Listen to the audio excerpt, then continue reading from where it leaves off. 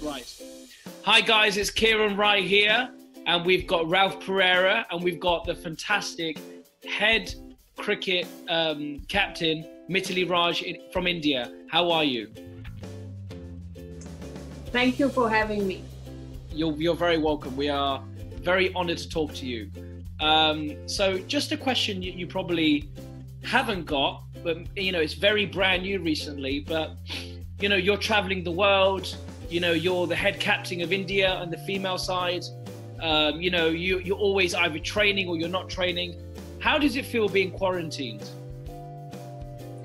Well, I think nobody have been confined to the houses for so many days, or probably good close to 2 months. It's a very weird and different experience. I think even those times where we are off our training sessions or off our off season, we still go to our training areas, whether it is ground or gymnasiums, to keep at least our physical fitness going. But even that was quite difficult to keep up confined to your home, because not many people have enough space, or they don't have the equipments required to train within their house. So it has been a very difficult time.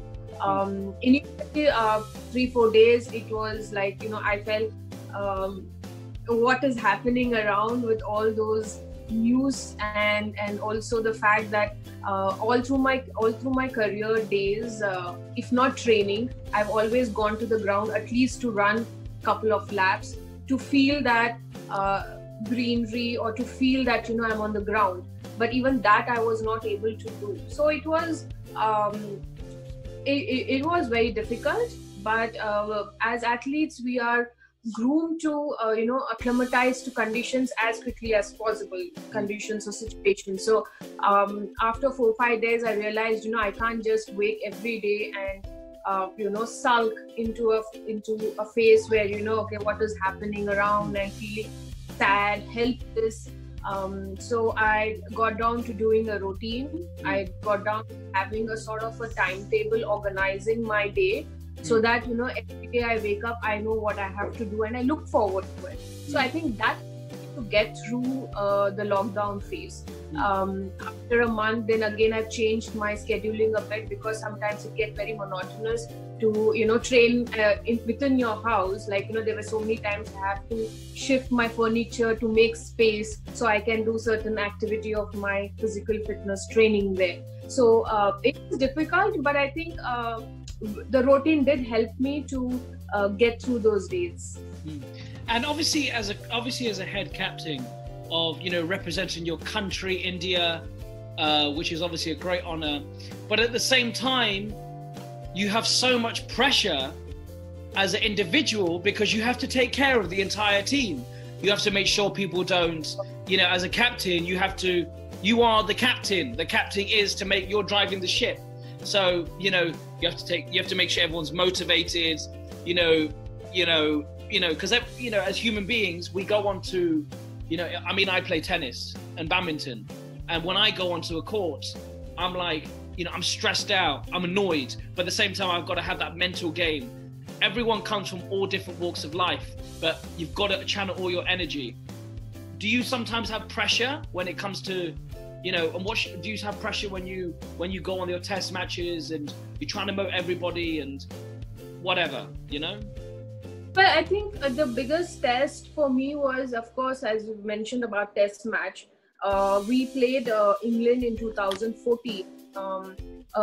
Only one test in that year, and England just played. They came back from the Ashes when they won the Ashes series. They were very high, and we were touring England. I had a very new team. The last time India played test match was in 2000, I think 6. And then after that, we've played the next test was in 2014. So a good 7-8 years. And then having just 3 people in the entire 15-member squad who've played the last test, relatively everybody were making their debut actually in the test match. So that was very difficult for me as a captain, because one is that I have to share my experience of how to play a test match to the entire team, to tell them how the format being played. Second, playing England in England conditions. No matter how experienced as a cricketer you are, you know that English conditions always is very difficult for any cricketer in the world, because the conditions are so unpredictable. It rains, there is a lot more happening off the wicket for a batter. It helps the bowlers, and the format itself is quite challenging in all areas, all facets of an athlete, as a cricketer. So for me to first get down and briefing them about how the format is being played, and for me to again get down to understanding my resources as a captain, how I can use my players to the best of my knowledge on the field to get the best out of them. And similarly, to also look after my own performance as a batter. It is also important that I have to perform as a player in the team. So everything was like, it was quite overwhelming for me to, just going before the test match began. I was like, one is whether I will be able to leave the team well. Second, will I be able to use all my experience as a captain, as a cricketer, to see that the team does well. Third, I should be able to step up and perform so that my players also get motivated seeing me play. So eventually we won that test match. Nobody expected, neither the England team nor we, but it was a good win to show that an inexperienced team, no matter how you prepare, it's important if you can rally around together and share the responsibilities and pressure. As you talk about pressure is everywhere. I mean, representing your country, your first game itself is so much of expectation when you make your debut. Then you want to do well for your country. At that level, pressure is part of a cricketer's life. I mean, you can't just ignore that. You will have to probably absorb it and try and understand your own way of absorbing that expectation and still give your best. I mean, that is a very individual thing, but each to their own. They have to find their own way through it to come and give their performance. Ralph, question after you, sir. Yes, yeah. So Mithali, great to kind of having this opportunity to talk to you. So there's so many things I can ask you about women's cricket. Well, few things kind of come to mind is, okay, when you're a woman batsman in a very high level, do you practice with men's bowling to women? And how do you find that, by the way, comparing to a same level of women bowler? That's just one of them. And the other one is, test cricket, when England is playing against Australia, India, it's like 5 test matches, etc. Is the women's test matches also played for 3 test matches, or is it just a one-off like you just mentioned? Well, as far as test matches are concerned, women played 4-day test match. Usually it results in a draw, because in a 4-day game, getting a result is difficult, having to play 4 innings in 4 days. But there have been times that, we've got result in 4 days. So usually women's cricket test matches have been 4 days. And now it is hardly we play that format, because to promote the sport globally, it is important that we use the T20 and the one day as the formats to propel the sport further and make it a more viable sport for people, for young girls to take up. As far as playing with the boys, I think I've started my cricket in a boys' academy. And I have, all through my career, right from the time when I began as a young cricketer, I've faced boys bowling.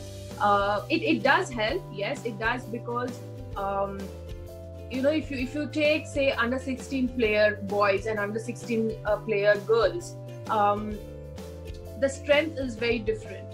A 16-year-old boy compared to a 16-year-old girl, I think he has far more physical strength than the girl. So naturally, it reflects in his skills.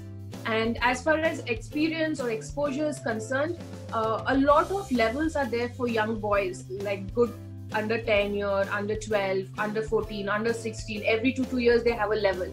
Whereas for women in India, we have under 16 is this beginning, and then under 19 we have under 23 and the seniors. So we just have 4 levels for young girls. So by the time they get that exposure, it takes a lot of years to play those levels. Whereas a boy naturally, he gets experience very quickly, because in India you see on the streets, you'll always find young boys playing. Very rarely find young girls playing in the street, but that has slowly changed. You probably now get to see 1 or 2 girls playing, being part of that group. So for me, yes, it does help. If I am preparing for international series, I definitely play the boys. I probably may not play, say, a Ranji level player, because they bowl good 140 plus kilometer per hour, which in women's cricket in international level, I think the fastest is around 120 plus. So I think that itself is a difference. So yes, I play boys closer to that speed, so that I can develop my training closer to what I'm going to face in the match. Okay, Ralph, question after you. Yeah, just you mentioned earlier on that the women's cricket they're looking not to play so much of the test matches. We were talking to the other top cricketers, and they are talking about that the test cricket is a must, because of the players learn their skills when you play test matches, because you have to be able to grasp up the actual whether you're a batsman or a bowler or whatever. So if the women crickets are going the other way, playing mainly 50 overs and 20 ODIs, do you think their skills won't be as good as maybe what the previous generations were playing? Well, see, as far as skill is concerned, I think the current generation also have some very brilliant players, amazing players. You still get to see that copybook cover drives too sometimes during the matches. But yes, it's important how you tune yourself to the formats, 50 overs and T20. When you're trying to say, as someone who wants to promote the sport, who wants to get the sport to a level where it is known around the world, obviously I wouldn't choose a test match as a format to do that, because in men's cricket itself the format is struggling. They're trying to revive test matches, test format in men's cricket, and when that is happening in men's cricket, women's cricket, we're trying to promote the sport. So we think with the T20 and the one day we are able to get more people to come and watch, and the viewership on television is more for these formats. So as an administrator who wants to promote the sport, get more revenue into the sport, I would definitely look into these 2 formats to do it. But as a player and as a cricketer, if you ask me honestly, my opinion would be test match is the format which literally test all the areas, all the factors of a cricketer. As a batter, if you see, it tests my temperament, my endurance, my physical fitness, it tests my patience, it tests my skill. So I think, and also the understanding of the format, because test match changes from one session. In an hour's time, it can change completely. The scenario of the match can tilt to any team. Whereas one day and T20, you still know that there are few tricks that always works in those formats. But in test match, you always have to bank on your instincts, on your experience. And well, as a player, I would have loved to play more of test matches. But even if I have to consider promoting the sport, which is also a very important factor now, if I want young girls to take up this sport, see this sport as a career, I definitely would bet on the one days and T20s, because that is a format which is getting more people to watch, more young girls to come and take up a bat or a ball and look at this sport as a career. And another question, going back to when we were discussing about playing, playing against boys, etc. Now, there is a lot of in this world which is very sad, but there's a lot of sexism in this world where they only believe men should do this. Football, women's football in London or in England, the Premiership football or English football, etc. You know, do people watch women's football? No. Do people watch men's football? Yes. Do people watch men's tennis? Yes. Do people watch women's tennis? 75%, but there's still more. Now in cricket, do men's watch male cricket? Yes. Do people watch women's cricket? Yes, also. I'm not a cricket fan. I'm not a cricket fan. I am a cricket fan, but I'm not a cricket watcher every day, like some people out there. Now, I think there's a lot of sexism and gender problems going on in football, in sport, where people, they watch one thing and they don't want to agree with that. What's your opinion about all this sexism, stuff going on, and how do you deal with it?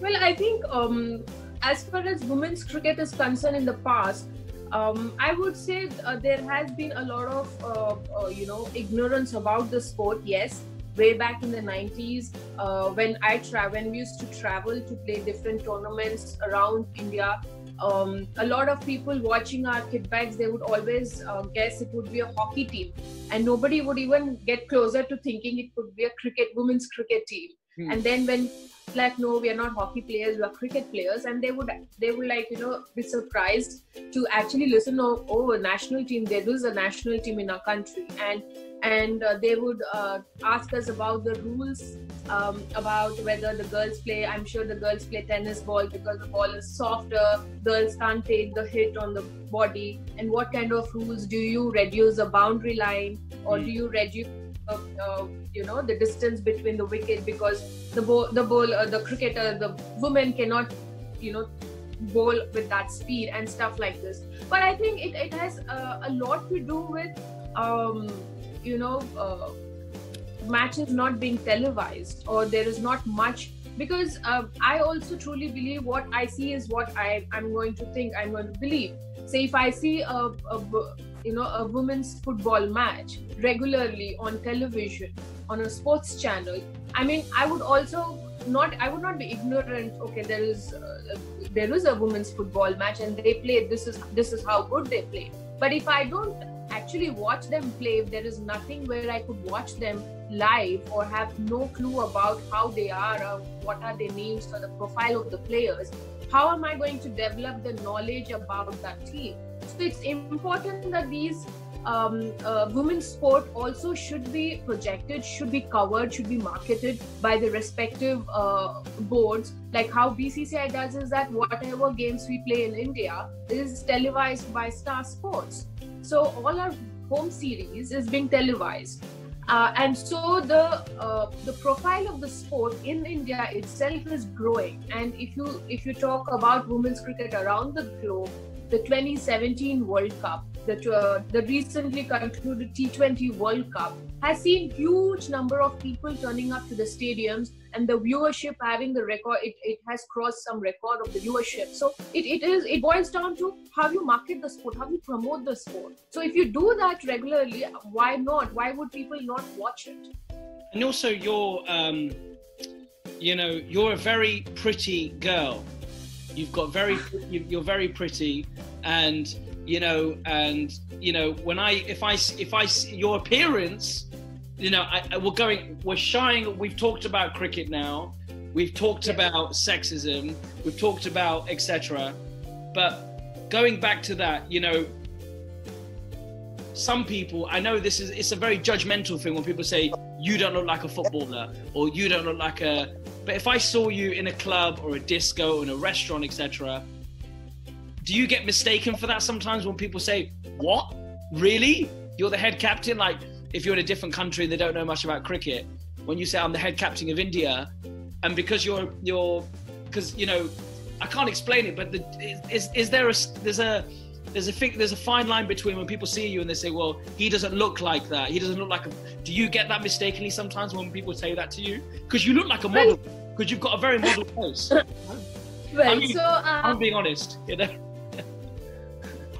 Thank you, but I think when watchers on television, especially in the cricket attire, blues, they picture us in a very different way. Like on television, everybody looks bigger, but in reality, if you see, then they would see like, you're so thin, and have you lost weight or something like that. So they always come out with these kind of comments and saying that, how do you even manage to be on the field for so many hours? You don't look like, when we expect Mithali Raj, they would think like, okay, I would be like what, 5'8", close to 6 feet, and good built, strongly built, and here comes a 5 feet 3 inches girl with thinner. And so I did face these kind of comments, but it doesn't really affect me, because I guess at the end of the day, you just want to perform and you want people to appreciate your performance and recognize the sport. So if you see the larger picture, I think these are too small to give them that importance. Are you dating anybody? Well, no, I'm not. Yeah. Good. And also, when you come to London, right, when you're traveling around the world, now, what's the best place that, what's the best place that you like to play? What's the best stadium that you like to play? Well, if I'm coming to England, definitely I think there is no other stadium than playing at Lord's, because of the culture and the heritage that it has, the history that it has, because cricket has been played in that ground for so many years. It has so many of the history, so many big players have played there. So if as a player, if I get to play regularly there, I would enjoy playing in that ground, because it gives me a feeling that, okay, I'm part of that history. I'm probably getting an experience to be in the middle and enjoy that environment of playing in that ground. And also, Raf, your question after you, sir, after you. Yes, yeah. I can see that you're seated in a kind of a library environment, or reading lots of books in the back of you. So, what is which book actually that you really enjoyed from those collections that you have read? These collections, there are some books of my brother as well as that. He also reads a lot. He's an environmentalist, so he's got most of his books. But I think I like the genre that I prefer is fantasy, because it takes you to a different world. There are a lot of books that I've enjoyed reading, and I've reread so many books. One of that is my all-time favorite has been Paths of Glory by Jeffrey Archer. That is something way back, like good. I think it's a very old book, but it is something that I've learned a lot rereading that book. Okay. And I want to know, you know what it is? I think fans around the world, because I know you've got a great social media following, and as a cricketer, we've talked about your cricket thing. I want to know more about you as a person. Yes, at the same time, you play cricket. Yes, your favorite sport is cricket. But what kind of, if I'm going to ask them, because I know fans would love to know, so I'm going to ask you 5 fan questions. Mm-hmm. What's your favorite dish? When you go out for dinner, what do you like to eat? What are you, like are you a Italian, Spanish, Chinese, I don't try too many dishes because I'm not a foodie.